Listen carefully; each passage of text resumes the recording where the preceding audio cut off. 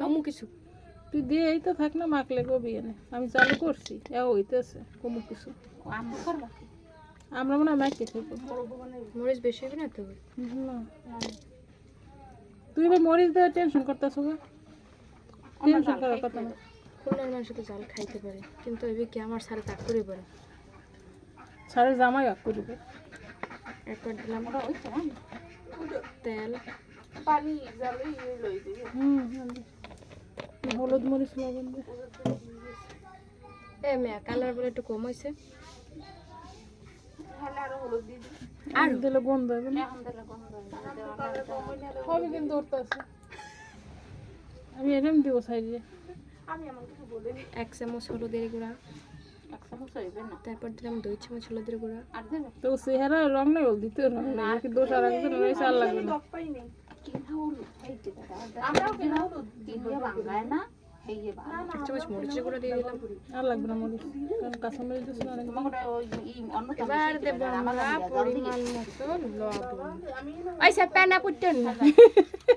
বড় বড় সমস্যা নেই তাও কই দেবে না বস না কর দে আর লাগবে না পরে দেখি বেশি দই দোরা গরুর লবণ খাও এরপরে দিয়ে না দে আগে মাছ দিয়ে দেখছিলাম ভাজে না এটা মা দে বড়টা জানো না আমরা না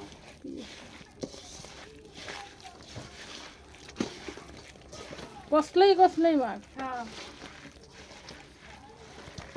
মাছ দি পড়ে গেছে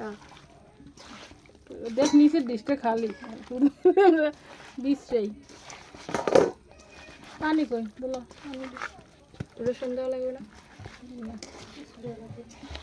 এমনি মশলা দেওয়া লাগবে না আর না খাতাম মোর হাতে দেন হাতকে ধুইয়ে ভালো করে ডুবলি মাছ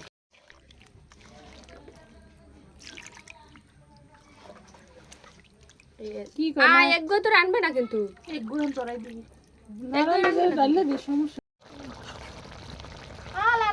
লারা দিন না ভাঙি যাইবে আমি একটু জামাই লইগে পাপ দা মাছ রানছি মোরা মাটি তোরা হলো গরিব সেই লেগে পাবদা মাছ খাও বড় মাছ তুই ছোট মাছ খাও বরিশাল জামাই সাহেবের দুপুরের খাওয়া দাওয়া চলছে উস্তাবাজি মুরগির মাংস পাবদা মাছ মোরা রুটি পিঠার কাই ডলতেছি মোরা রুটি পিঠা বানাবো মগবারে মেহমান আইছে তো হেল লাগিয়া লাগে গোস্তর ঝোল রানছি আর এই রুটি কি গোস্ত হাইয়া কইস আস্তে রান্দ না গোস্ত রানছি গরুর গোস্ত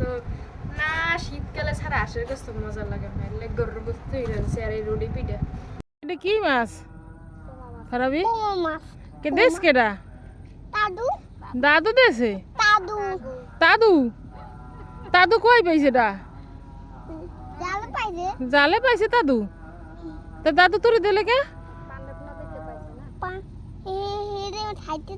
খাইতে দেছে এটা কোন নদীতে ধরছে দাদু এই এটার কি নদী কয় পান্ন নদীতে ধরে দাদু তোরে দিয়ে দেছে সুন্দর কি সুন্দর একটা মাছ দেখছো